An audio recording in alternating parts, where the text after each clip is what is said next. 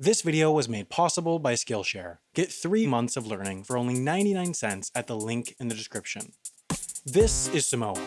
Samoa is an independent island country in the Pacific, lying about 1,700 miles north of New Zealand. Wait a minute. This is Samoa. Samoa is an independent island country in the Pacific, lying about 1,700 miles north of New Zealand, and in 2011, it didn't have a December 30th. But first, some boring history. Between the 15th and early 20th century, a bunch of European countries got really into claiming and colonizing all the non-Europe parts of the world. You might have even heard of a few of these former colonies like the United States, Brazil, and Australia. Samoa, being so isolated, was colonized relatively late in 1900 when the Germans came along. This period of German rule was actually fairly productive for the nation, during which time they saw significant economic development. In 1914, however, this rule came to an end since Germany was having some, issues back home. New Zealand was at the time an independent country, but it was still loosely part of the British Empire, which meant that it was part of the Allies, which meant that Germany was its enemy. So when World War I broke out, they sailed up to Samoa, kindly asked the Germans to leave, and raised the Union Jack on the small island nation. That rule continued until 1961 when Samoa became independent. So there's your historical background. But now for some more background. Samoa is in a bit of an awkward position geographically. It's almost exactly on the opposite side of the world from Britain. Since Britain invented time, all time zones were more or less established relative to the mean solar time at the Greenwich Observatory in London. At this observatory is the line marking the prime meridian, which lays about 334 feet away from the actual prime meridian. Seriously, look it up. And the exact opposite of this line, the anti-meridian, falls just a few hundred miles west of Samoa.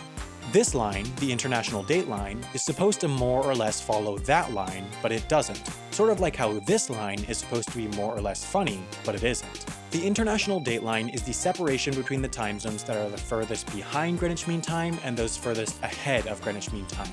But each and every country can choose which time it is in their territory. If Iceland decided they wanted the sun to rise at 7 p.m. and set at 7 a.m., they could. Not because they control the sun, but because they control the time. Plenty of countries get into time zone shenanigans because of political reasons. China, for example, only has one time zone as a symbol of unification, even though it's as wide as the United States.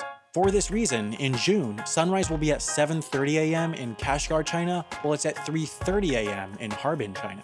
North Korea also created an entirely new time zone, 8.5 hours ahead of Greenwich, in a move that they basically admitted was only to be unique.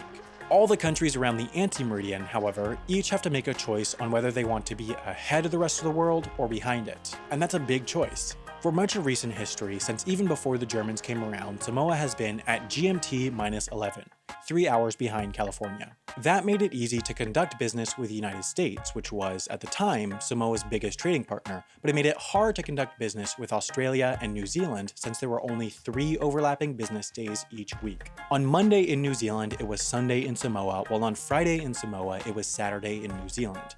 In the past century, during New Zealand rule, Samoa became culturally and politically closer to Australia and New Zealand than the US, and so the Prime Minister decided to make some changes. There were 23 hours of time change between Samoa and Auckland before 2011, but just after 11:59 p.m. on December 29, 2011, the clocks in Samoa advanced to 12 midnight on December 31st, 2011, therefore entirely skipping December 30th and putting the country only 1 hour ahead of Auckland. Unfortunately, that meant that they missed out on International Bacon Day that year, but it was all worth it for the sake of getting closer to New Zealand.